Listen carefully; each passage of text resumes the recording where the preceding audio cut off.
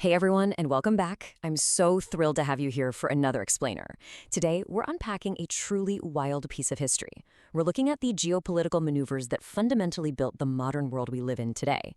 We're going to see exactly how the global chessboard of the Cold War inadvertently laid the groundwork for a completely new kind of conflict. So let's dive right into this central mystery. How did the Cold War accidentally birth global radical Islamism?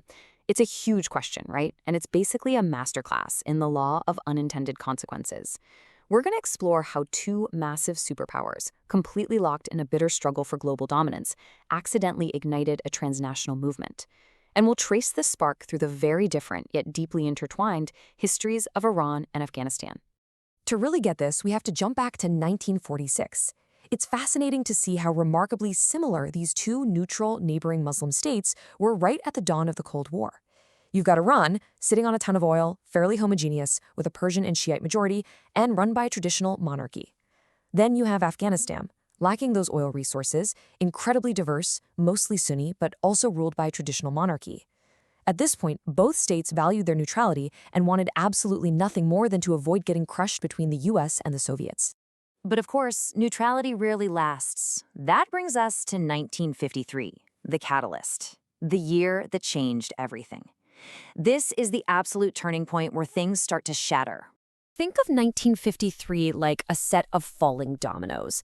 In March, Soviet leader Joseph Stalin dies, which completely shifts Soviet diplomacy into this much more active, opportunistic phase.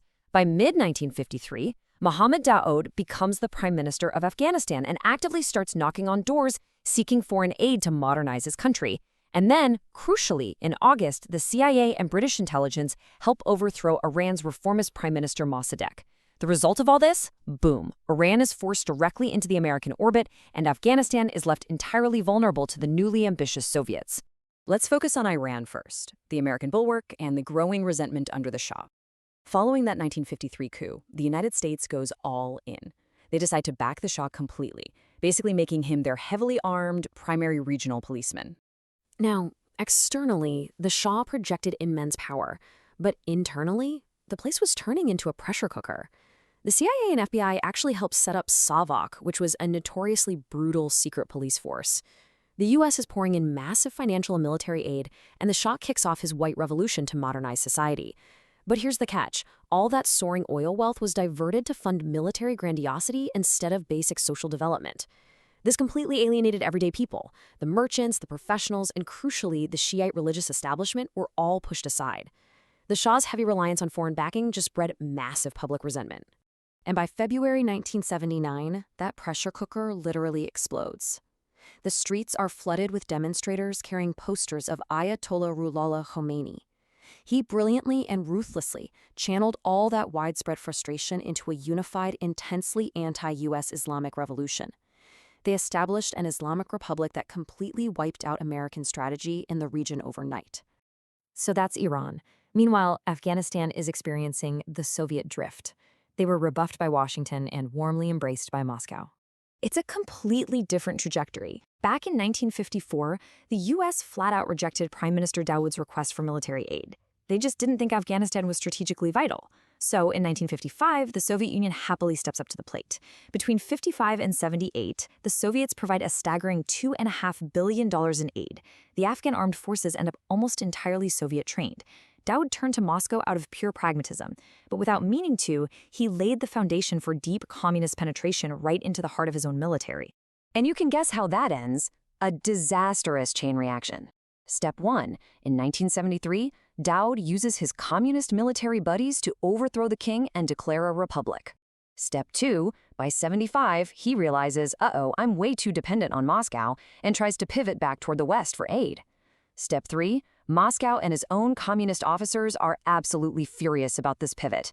In April 1978, the communist PDPA seizes power in the incredibly bloody Tsar Revolution. Total disaster. Which drops us right into 1979, the twin crises, the geopolitical climax. This is the defining year where the divergent paths of Iran and Afghanistan violently crash back together. The Middle East is forever changed as an American ally falls and a Soviet dependency implodes. The global butterfly effect of this single year is just mind-blowing. superpower strategies and Muslim politics were permanently rewritten in a matter of months. Just look at how fast it unraveled. February 79, Khomeini returns to Iran. The U.S. loses its biggest regional anchor. September, over in Afghanistan, the communist president is killed by his own brutal rival, Hafizullah Amin. November, the infamous U.S. embassy hostage crisis kicks off in Tehran, completely paralyzing Washington. And finally, December. The Soviets are terrified that their crumbling communist client state in Afghanistan is going to fall to Islamic insurgents, so they panic and they invade. That invasion kicks off with Operation Storm 333. On December 27th, Soviet special forces storm the Tajbek Palace and assassinate Amin. The Kremlin installs a loyalist, thinking they'll be in and out, maybe a 6 to 12-month stabilization mission. Boy, did they miscalculate the fierce independence of the Afghan people. So the trap is set. Welcome to the Afghan proxy war, funding the resistance. Seeing the Soviets getting bogged down, the U.S. spots an unprecedented opportunity. Washington decides, let's give the Soviets their own Vietnam. President Carter rolls out the Carter Doctrine, warning against any more Soviet expansion, and there's a huge diplomatic push to isolate the USSR globally. But the real game changer happened in the shadows. The U.S. forges this critical alliance with Pakistan's dictator Zia-ul Haq. Suddenly, the CIA, along with Saudi Arabia, are secretly funneling billions of dollars, including $3.2 billion just to Pakistan, to fund an armed insurgency through Pakistan's intelligence agency, the ISI. And the fighters on the receiving end of all those covert funds? The Mujahideen. These were Afghan Islamic insurgents. Sure, they were highly fragmented across different tribes and ethnicities, but Islam provided this incredible unifying ideology. They were waging a holy war against an atheist occupying force. It was a culturally and religiously united front. Fast forward to the mid-'80s, and the tide really turns. The U.S. starts handing out shoulder-fired Stinger missiles, and suddenly, Soviet air superiority is totally neutralized. Insurgents are taking down attack helicopters left and right. The invaders essentially became the prey, and the whole conflict turned into an absolute meat grinder. By 1986, the new Soviet leader, Mikhail Gorbachev, famously called the war a bleeding wound. The Kremlin finally woke up to reality. This was unwinnable. It was draining their economy, their military, and the very spirit of the Soviet Empire completely dry. But to get to that realization, the human cost was just staggering. We're talking over 15,000 Soviet soldiers dead. But for Afghanistan, it was apocalyptic. Over 1 million Afghans lost their lives. 1 million, with millions more forced into exile as refugees. Which leaves us with the unintended legacy, the vacuum, and the victor. The Soviets finally cut their losses and withdraw in 1989. And that humiliating defeat directly contributes to the collapse of the USSR shortly after. But the tragedy doesn't stop there. Here is the bitter irony of it all. The U.S. achieved its Cold War goal. The Soviets were beaten. And then Washington just packed up and abandoned Afghanistan. They left behind a massive power vacuum. Competing Mujahideen factions immediately started fighting each other, dragging the devastated country into a brutal civil war.